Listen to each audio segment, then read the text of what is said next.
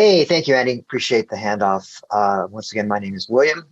Happy to being joined today by two impressive gentlemen who are going to talk about our new green world that's opening up and maybe how oracles can play a role in that.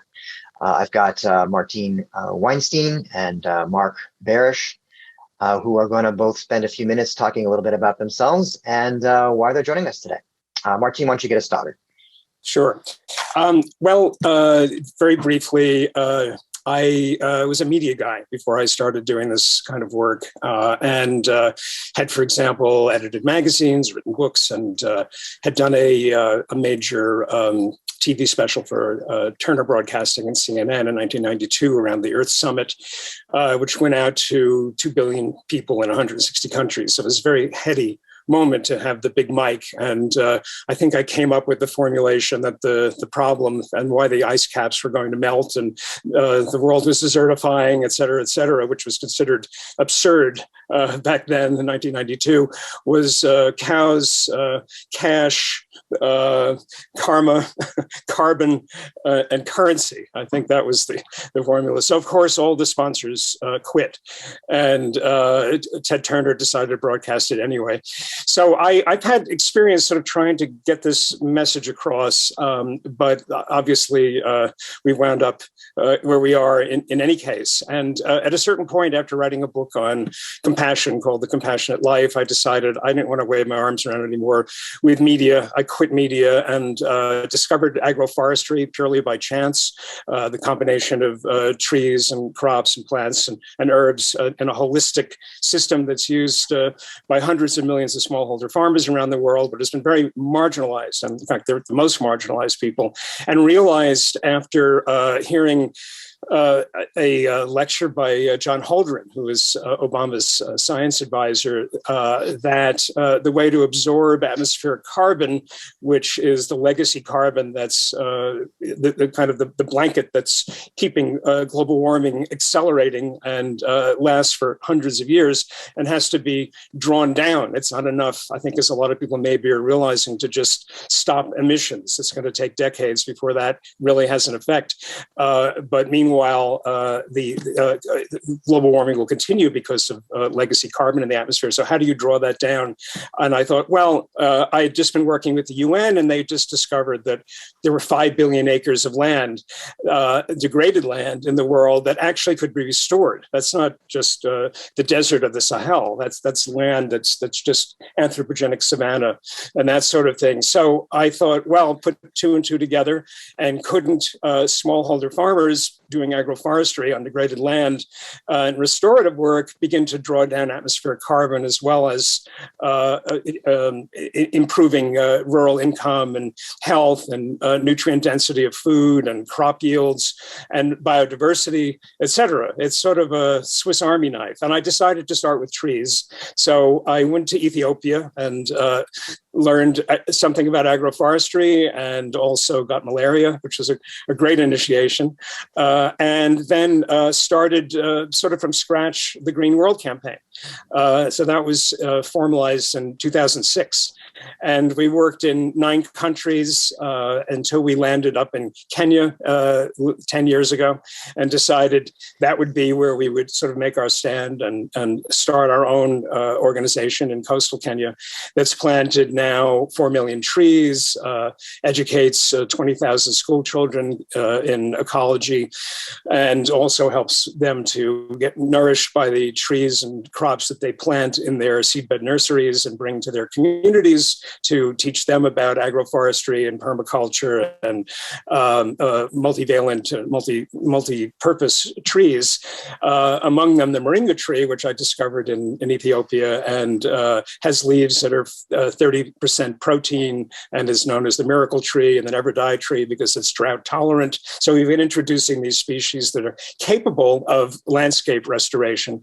And it's been, we have 26 different partner groups there. We're working with local and state and at this point, national government in Kenya, where we've submitted a plan for a regenerative society, as we call it. And this regenerative society model is very multivalent, multifactorial, has kind of flown in the face of the usual development schemas and the kind of things that foundations and development agencies like to fund, where they prefer single outcome metrics. From our point of view, that doesn't work. It fails.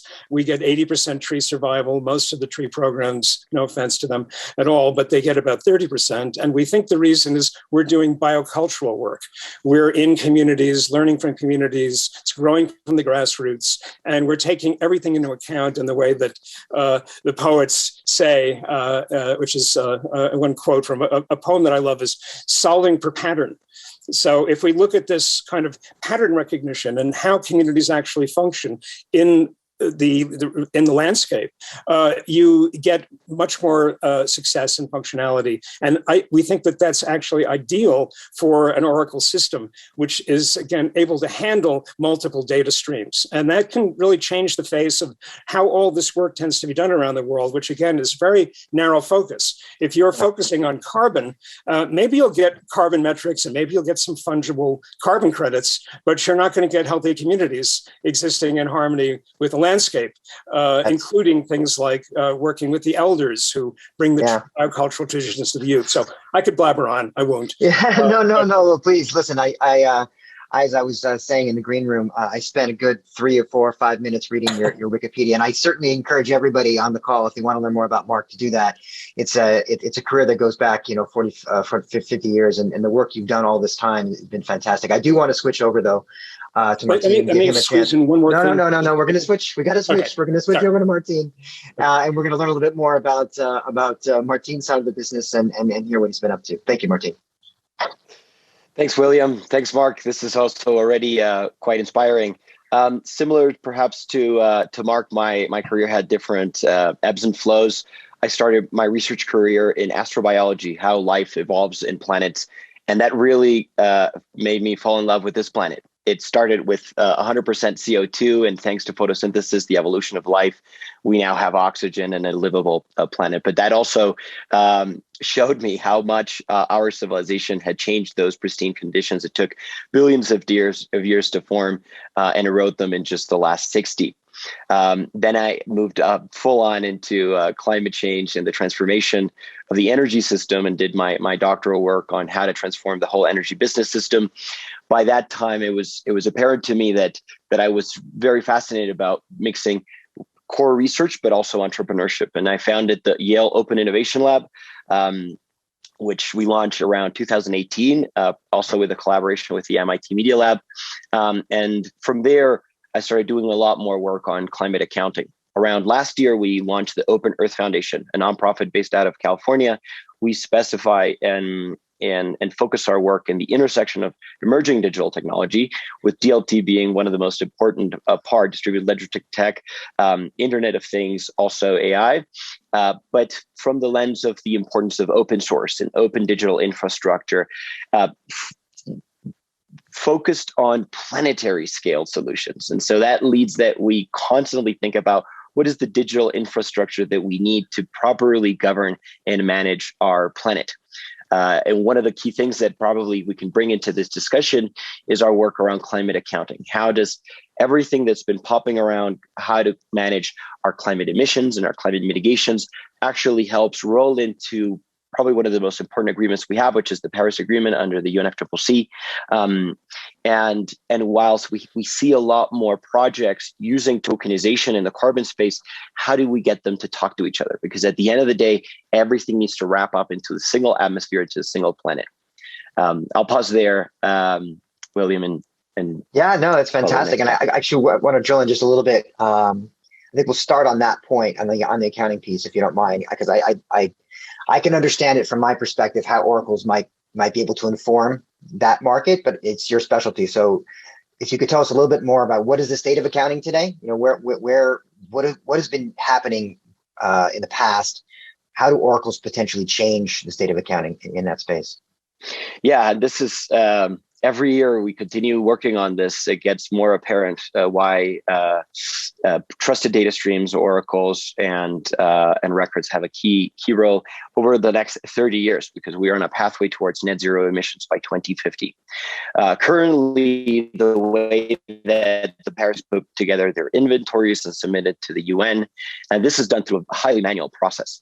And then there's other parallel track there, which is corporations pledge their own reductions, and without necessarily a clear structure for accountability, track those pledges over time.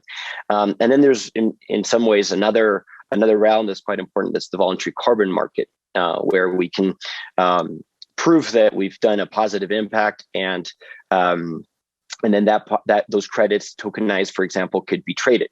Now, to really, I think, grasp the different scales in which data and oracles have a key role, we have to think about the first source of truth, which is what's the state of the planet? What's the amount of carbon in the atmosphere? What's the remaining carbon budget, which is the limited amount of CO2 that we can fit within the atmosphere before it drives us to a tipping point over 1.5 degree warming.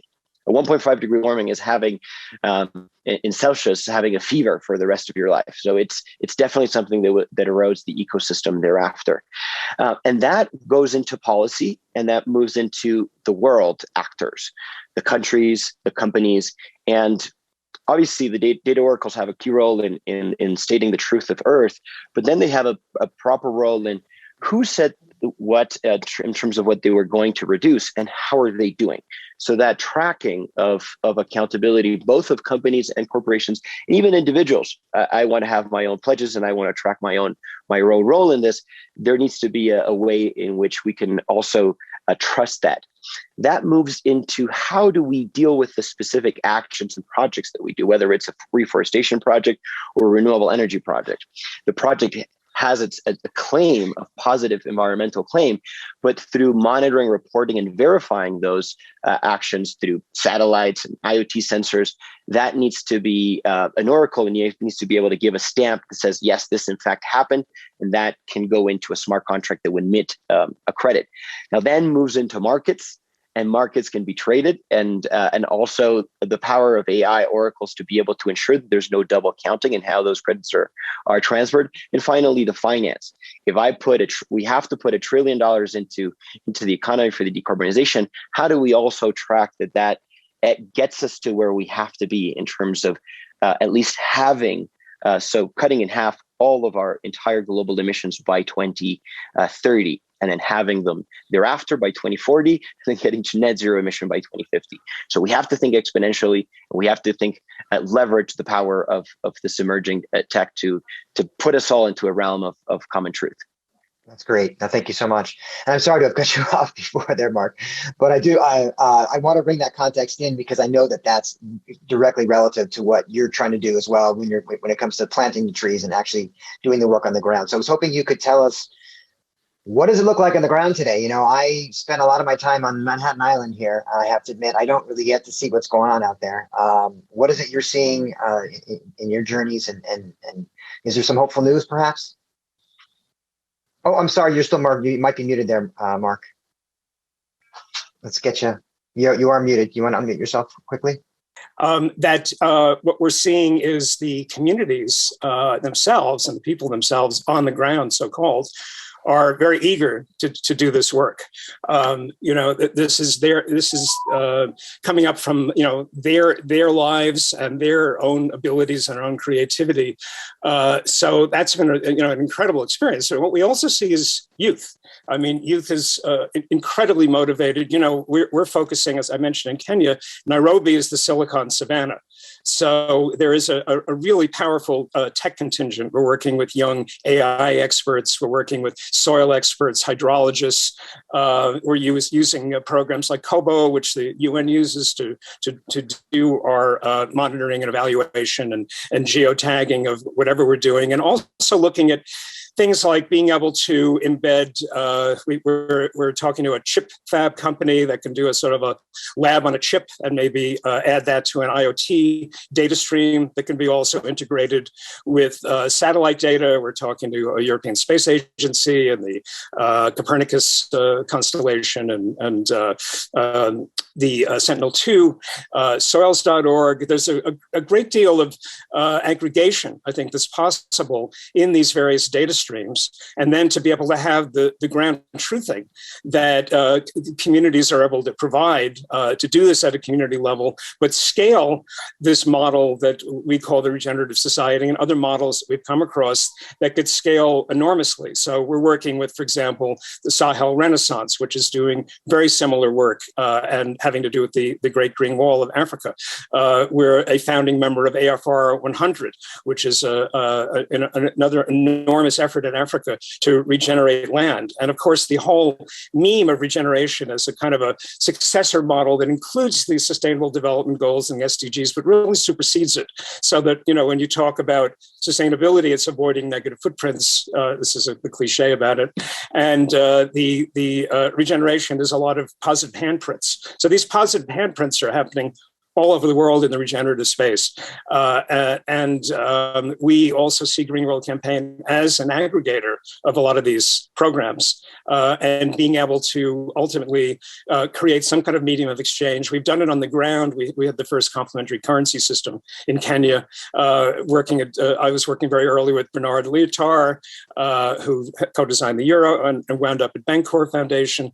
So we're looking at how would we have an interoperable community currencies on the ground, and then some larger system that indeed, as Martin was saying, that institutions and banks and individuals and development agencies and groups can buy into and know transparently through oracles that they are actually supporting regeneration on the ground, that it's actually happening, that there are not tree double counting, as Martin mentioned, which is a tremendous problem. So I think the integration of the view from above and the technology inputs, and then just the communities themselves being motivated to regenerate their own lives in their own land has been an extraordinarily powerful force. I mean, we've just found people remember what the land was like before it degraded, and their children want it back.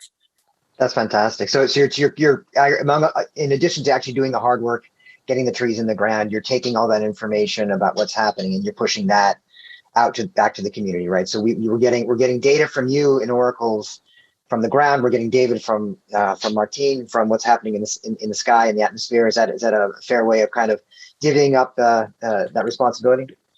Yeah, and I think it's also like, how do we provide, you know, the verifiability, the veracity, particularly the kind of what I think is a bit of a holy grail of soil carbon additionality and permanence, right, to fit into the existing regimes like REDD+, that is the dominant regime for forest carbon. But what about soil carbon? And then what about not making soil carbon the be-all, or any carbon the be-all, end-all, but looking at all these other regenerative factors that we say go into building a regenerative society, and people being able to then buy a smart contract that they know is answering all these different needs that are synergistic and create a spiral of regeneration.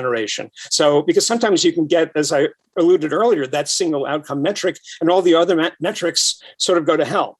And you're not really, in the end, having a net positive. You have a kind of Mobius strip, where a lot of good intentions go awry. So we think that, again, this idea of starting with the bigger picture of what is a community that's harmoniously integrated with the environment, and what are all of the factors and cofactors to that, and then how do we measure, metricize, monetize all of that in a way that directly flows capital to the people on the ground who are really doing this work and are the climate heroes of our time. That's really is. Thank you so much. I'm going to switch back to Martine.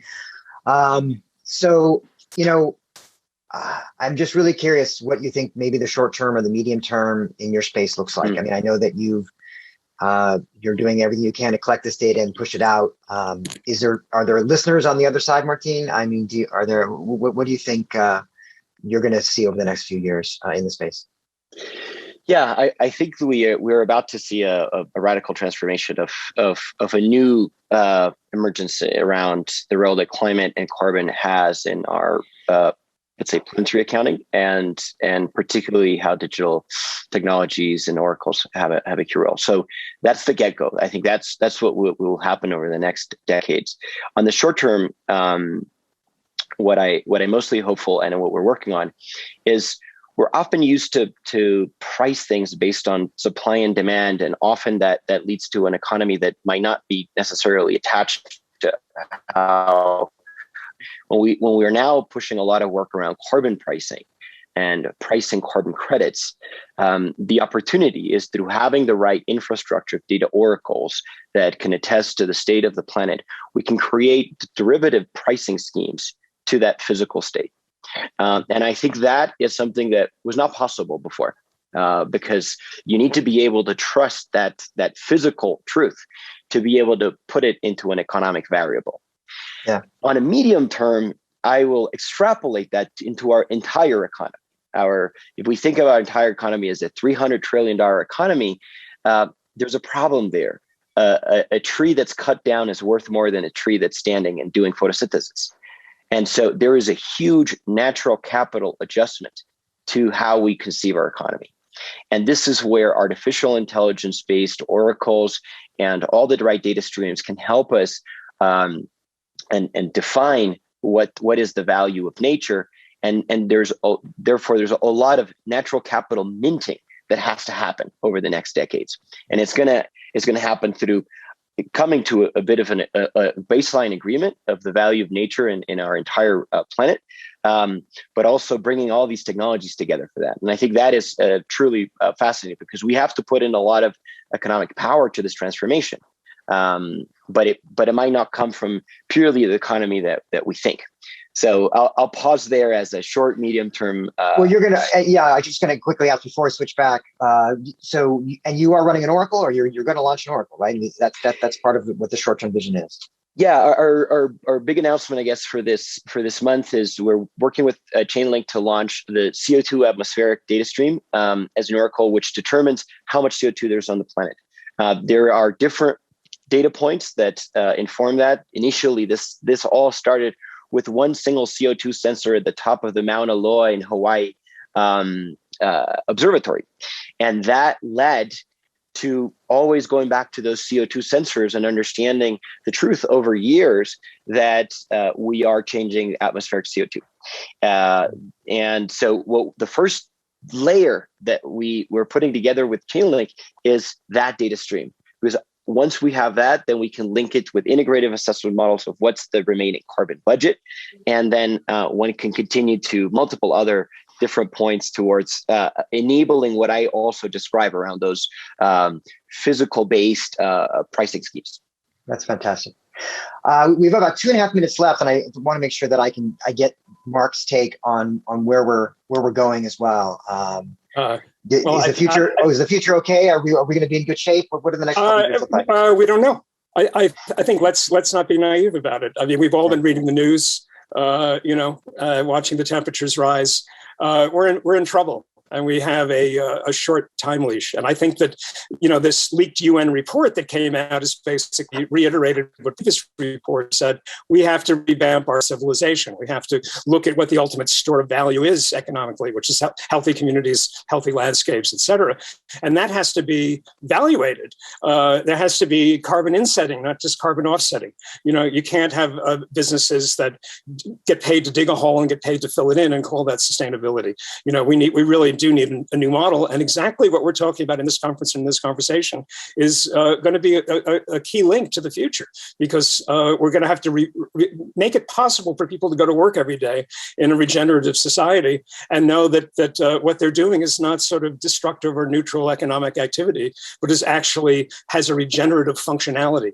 And designing those kind of businesses and being able to compensate, again, the people at the so-called bottom of the pyramid, begin to invert that pyramid somewhat somewhat recognizing the value of the people that are doing this work. It's all going to be part of a kind of a new system. So I think we're beyond just dampening the perturbations of the existing system. We really have to look at what does system change look like. It's going to have to happen, and even the august UN organizations have come together to say the same. Yeah, I would stress, by the way, without question. I would definitely stress Marc's point. We are in a state of emergency, and we are seeing things that in the next 5 years we might change things irreversibly in the history of our planet. So that is also a fascinating and inspiring moment to be alive. Whether we survive and thrive as a species is really going to depend on all of us and the power for us to collaborate, which I always say is perhaps the most important technology we have. Well, I would definitely say that without good data, we're not going to be able to do anything, right? And the fact that you guys are out there and you're gathering that data and you're getting all the hard work you're doing to bring this to the forefront is huge. It's huge for all of us. I can say, on behalf of Chainlink, how pleased we are to be working with both of you and doing whatever we can to help you get that data on chain and make sure that people know exactly what the facts are, because at the end of the day, it all comes down to truth. So thank you so much for joining us. Thank you so much for your careers and all the hard work you've done. And let me say, I'm using my crystal ball for a minute. I will say that I see in the future, Martine and I are going to be working together more. I'm really happy to have this dialogue brought us together. There's a lot to talk about. Excellent. Awesome. Thank you so much. Andy, what you got? Everyone. Thank you so much to the panel. Very illuminating. Great. Welcome to more Chainlink nodes to the Chainlink network. Always happy to see that. Maybe I can say there's no one solution to our climate troubles. Maybe we need to decentralize, if I may. Thank you so much again.